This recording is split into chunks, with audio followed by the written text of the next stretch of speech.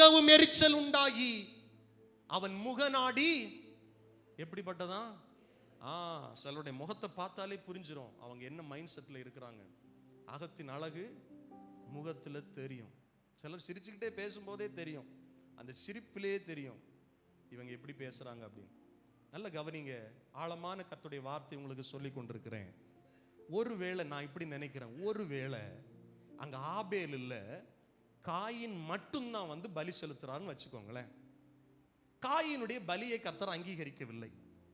அப்ப என்ன நடந்திருக்கும்னா, நிச்சயமாகவே அவன் யோசிச்சு பார்த்திருப்பான், ஏன் என்னை கர்த்தர் அங்கீகரிக்கவில்லை, ஏன் என் காணிக்கையை கர்த்தர் அங்கீகரிக்கவில்லை.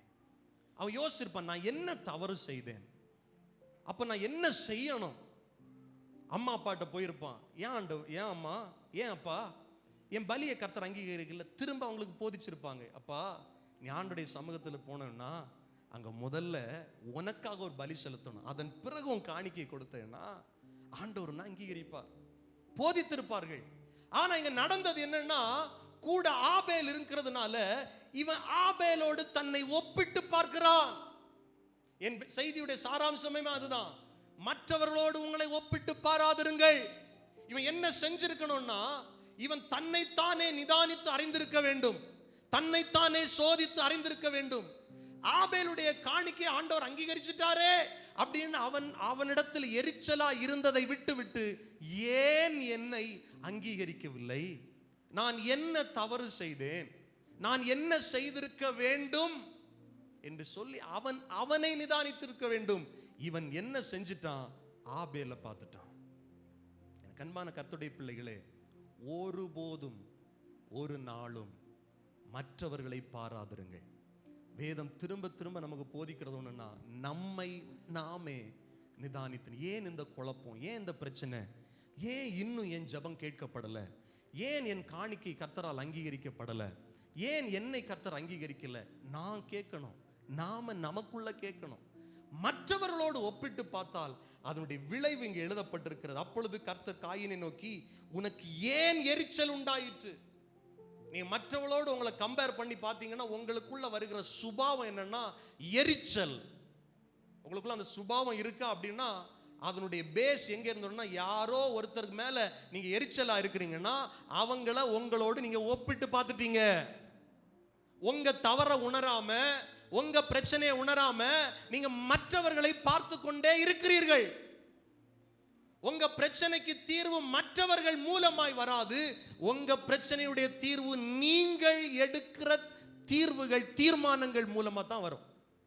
அன்னைக்கு காயின் என்ன செஞ்சிருக்கணும்னா, அவனே யோசிச்சு பார்த்துருக்கணும், நான் என்ன செய்யணும், தம்பி என்னெல்லாம் செஞ்சான், தம்பி பலி செலுத்தினான்ல, அப்ப நான் என்ன பண்ணணும், என்கிட்ட இருக்கிற சிலவற்றை தம்பிக்கு கொடுத்துட்டு அவன்கிட்ட இருந்து ஒரு ஆட்டை வாங்கிட்டு நான் என்ன பண்ணணும், நான் பலி செலுத்தணும். அப்படி அவன் யோசிச்சிருக்கணும்.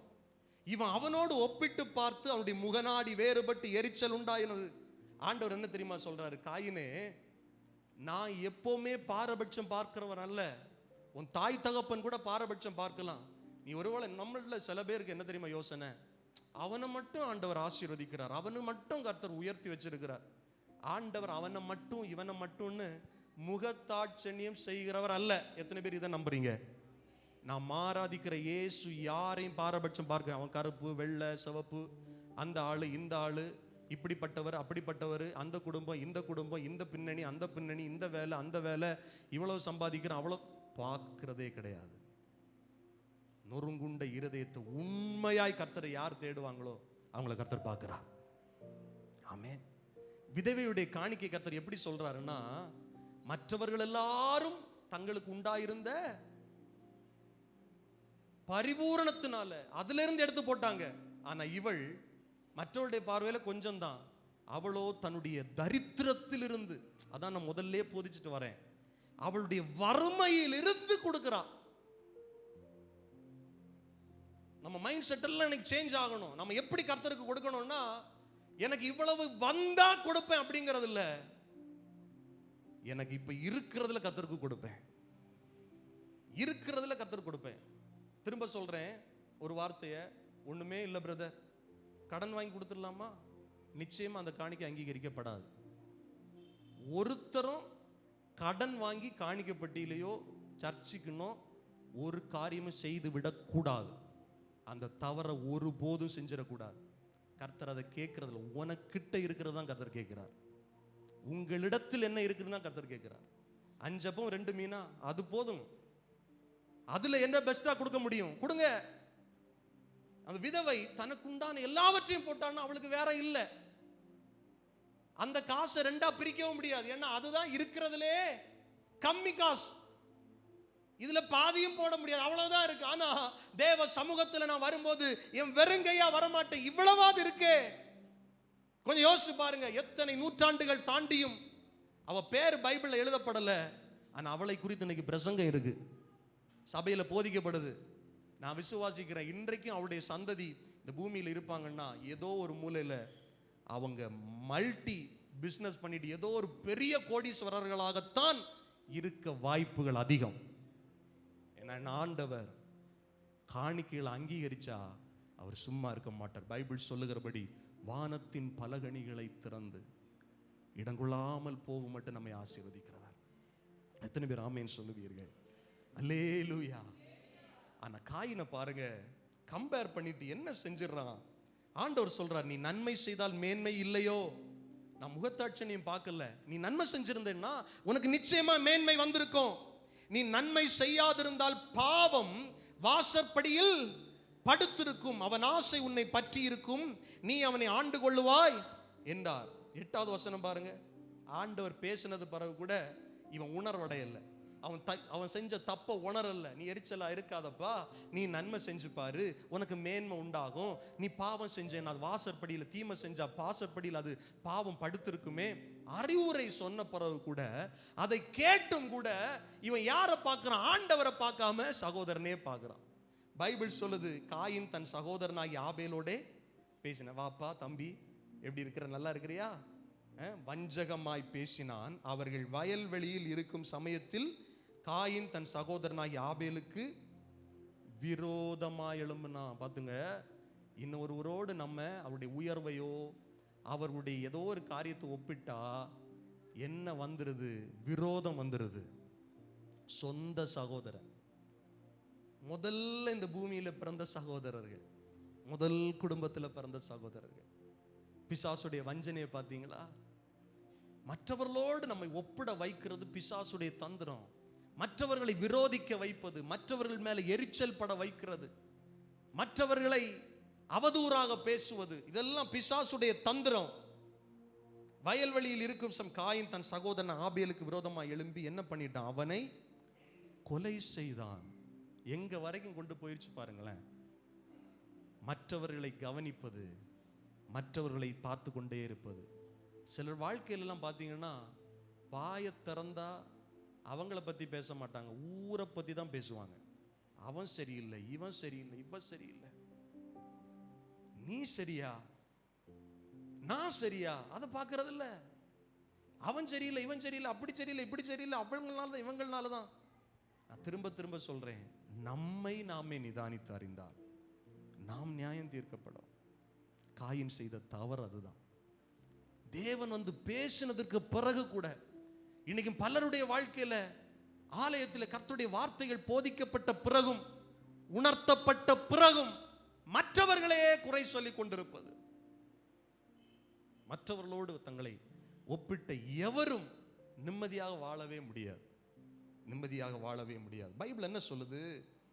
கர்த்தர் காயினை நோக்கி, உன் சகோதரனாய் ஆபேல் எங்கே என்றான். அவனுக்கு அவன், நான் அறியேன், என் சகோதரனுக்கு நான் காவலாளியா?